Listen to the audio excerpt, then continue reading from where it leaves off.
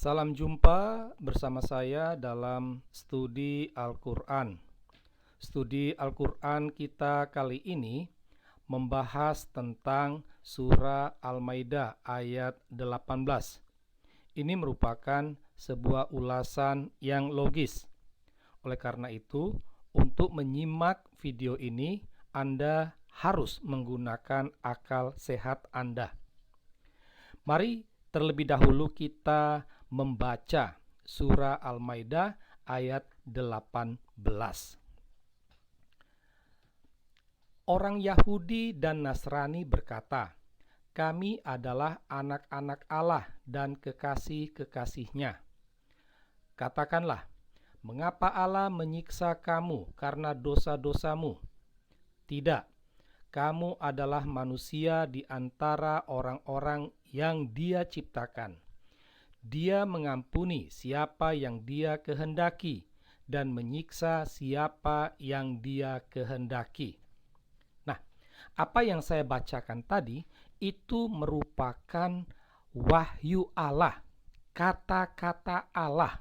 Ya, umat Islam meyakini bahwa semua yang tertulis ini merupakan kata-kata Allah sendiri, ya, bukan tulisan tangan manusia, bukan hasil ciptaan manusia. Allah lah yang mengatakan ini. Jadi waktu itu Allah mengatakan kepada Muhammad, Dia minta Muhammad untuk mengatakan. Jadi katakanlah, itu berarti Allah minta Muhammad untuk katakanlah, mengapa Allah menyiksa kamu karena dosa-dosamu. Ya.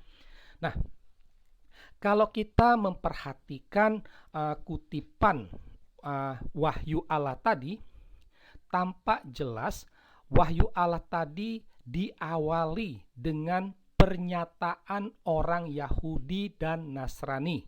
Ya, memang Allah mengutip pernyataan orang Yahudi dan Nasrani. Ya, mereka mengatakan, kami adalah anak-anak Allah dan kekasih-kekasih Allah. Nah, inilah pernyataan orang Yahudi dan Nasrani yang didengar oleh Allah. Nah, kalau kita membaca wahyu Allah tadi, tampak jelas bahwa pernyataan ini itu disampaikan kepada umat Islam. Ya. Nah, jadi orang Yahudi dan orang Nasrani, mereka ngomong ke orang pengikut Muhammad ini, kami adalah anak-anak Allah dan kekasih-kekasih Allah. Itu, ya.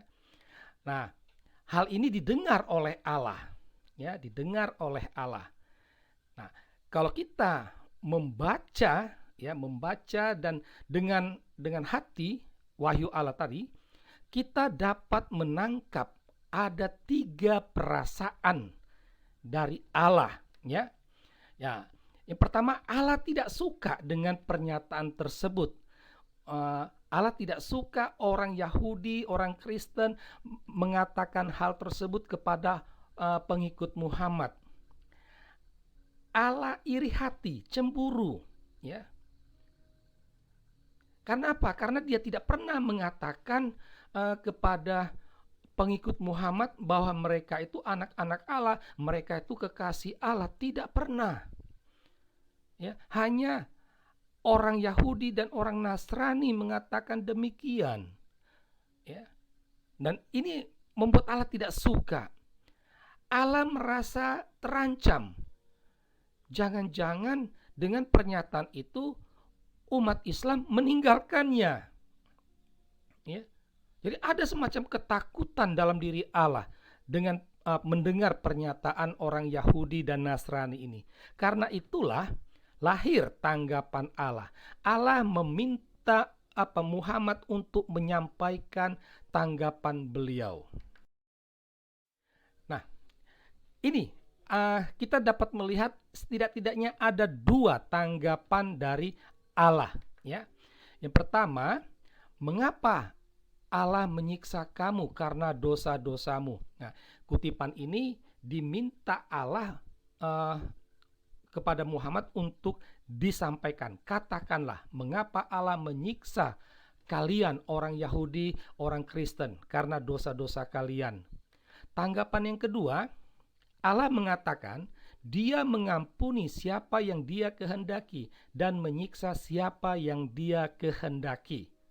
Nah, kalau kita menyimak tanggapan Allah yang pertama, itu tampak jelas ya, pemahaman Allah tentang anak Allah atau kekasih Allah itu berarti orang-orang yang mempunyai istimewa, ya, orang yang memiliki keistimewa. Itu anak Allah atau kekasih Allah itu berat, mereka tidak ada dosa bagi Allah. Ya, jadi kalau kita melihat tanggapan Allah pertama itu ada kesan bahwa kalau yang namanya anak Allah itu tidak ada dosa. Kalau yang namanya kekasih Allah itu tidak ada dosa. Karena itu mereka tidak akan disiksa. Nah, tetapi kan faktanya orang Yahudi, orang Kristen yang adalah anak Allah dan kekasih Allah, mereka berdosa dan mereka juga disiksa. Ah, itulah penjelasan tanggapan dari Allah. Sedangkan tanggapan yang kedua, Dia mengampuni siapa yang Dia kehendaki, ya. Jadi tampak jelas di sini pemahaman Allah bahwa anak dan kekasih Allah itu tidak membutuhkan pengampunan. Karena apa? Yang namanya anak atau kekasih Allah, mereka tidak punya dosa. Seharusnya tidak punya dosa. Ya. Nah, demikian juga karena mereka tidak punya dosa, maka yang namanya anak atau kekasih Allah, mereka seharusnya luput dari siksaan. Ya, karena apa? Karena yang namanya anak atau kekasih Allah itu merupakan orang yang istimewa. Mereka tanpa dosa dan akan luput dari siksaan.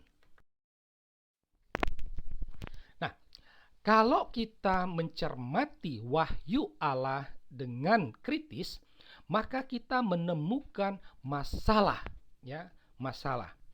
Nah, kami menemukan setidaknya ada 2 masalah dari wahyu Allah dalam surah Al-Maidah ini. Ya, kita lihat masalah yang pertama. Ya, tampak jelas Allah gagal paham. Ya, Allah gagal paham. Karena apa? Karena Allah tidak paham bahwa anak Allah dan kekasih Allah itu merupakan gelar yang mau menggambarkan relasi Allah dengan umatnya. Itu. Ada kesan bahwa Allah memaknai kata anak Allah dan kekasih Allah itu secara lugas. Padahal itu merupakan makna metafora. Jadi memang benar bahwa orang Yahudi, orang Kristen itu anak-anak Allah, mereka adalah kekasih ke Allah, ya. Ini mau menunjukkan relasi. Jadi orang Yahudi, orang Kristen tidak hanya melihat relasi Allah dengan manusia itu sebagai Allah dengan umat, tidak hanya itu saja. Dikatakan anak Allah karena orang Yahudi, orang Kristen melihat Allah itu sebagai Bapa. Sedangkan kekasih Allah itu mau menunjukkan relasi Allah dengan umatnya itu ibarat seperti relasi suami istri. Ya. Tradisi Yahudi Kristen itu banyak menggunakan istilah-istilah yang menggambarkan relasi Allah dengan umatnya. Misalnya sahabat Allah atau juga gembala dengan dombanya. Gitu. Ya. Jadi di sini tampak jelas Allah gagal paham, ya. Sekalipun anak Allah atau kekasih Allah, mereka tetap bisa berdosa dan dapat siksa. Itu bukan suatu hal yang aneh, ya. Karena pemazmur menyampaikan wahyu Allah, baiklah bagiku bila aku disiksa, dengan demikian aku belajar memahami ketetapanmu. Ini penuh dengan kesadaran orang Yahudi dan orang Kristen, dia sadar, baiklah bagiku untuk disiksa. Itu, ya. Nah, meskipun berdosa dan disiksa, orang Yahudi dan orang Kristen sadar mereka tetap anak dan kekasih Allah, ya. Itu. Jadi bukan lantas berarti orang Kristen itu tanpa masalah, tidak, ya. Ini dalam kitab Wahyu dikatakan kutipan firman Allah.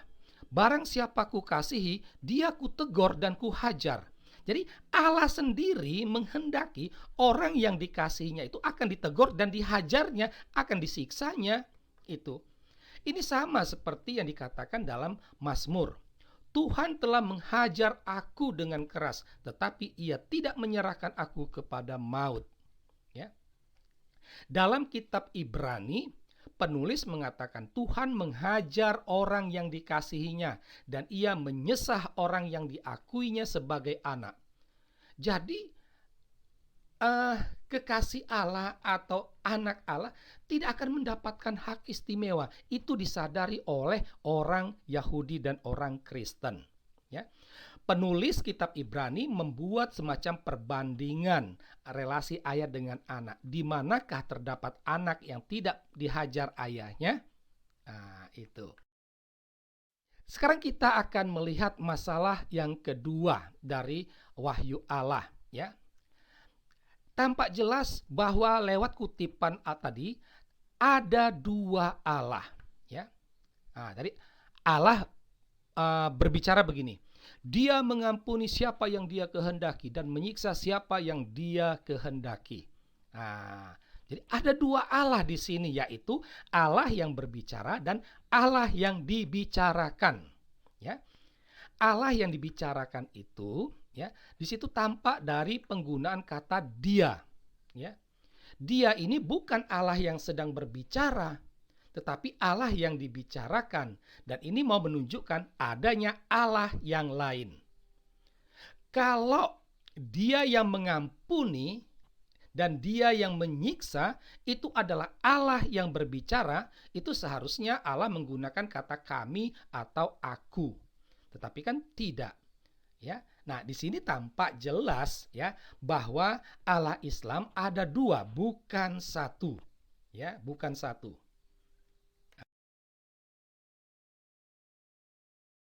Nah, akhirnya kita sampai pada catatan akhir studi kita, ya. Dari rangkaian telaah logis atas surah Al-Maidah ini, kita dapat menemukan beberapa poin penting. Yang pertama, Allah Islam sibuk mencampuri urusan agama lain. Ya, dia bukannya sibuk mengurus agamanya sendiri, umatnya sendiri, tetapi sibuk mengurus agama lain. Menjadi persoalan yang dia urus itu salah pula. Ya, salah, sudah salah, menanggapi salah. Nah, ini tampak jelas bahwa Allah gagal paham. Karena Allah gagal paham, tampak kesan bahwa Allah itu tampil bodoh. Ya, padahal dia maha tahu, dia maha sempurna. Tapi kok bisa gagal paham? Itulah membuat Allah tampil bodoh. Ya. Nah, tampak jelas bahwa Allah Islam itu lebih dari satu. Maka di sini konsep tauhid itu hanya retorika belaka, ya. Harus diakui bahwa surah Al-Maidah ayat 18 ini bukanlah wahyu Allah, ya. Harus jujur dikatakan bahwa kutipan wahyu tadi merupakan rekayasa manusia. Demikianlah studi Al-Quran kita kali ini. Semoga Anda mendapatkan pencerahan. Sekian dan terima kasih.